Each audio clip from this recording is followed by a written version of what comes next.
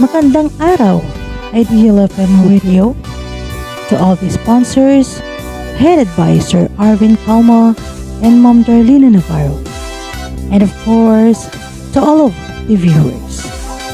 Ngayon, akin namang ibabahagi ang talambuhay ng Ideal FM Radio. 2018, panahon ng pandemya. Panahon na kung saan ay tumumal ang gigs at halos di na makalabas ang mga miyembro ng musika dahil sa lockdown. Dahil sa pagkahilig ni Ma'am Darlina na manood ng livestream, ay nanonood siya ng livestream ni DJ Eds o mas kilala bilang si Edmar Vicente.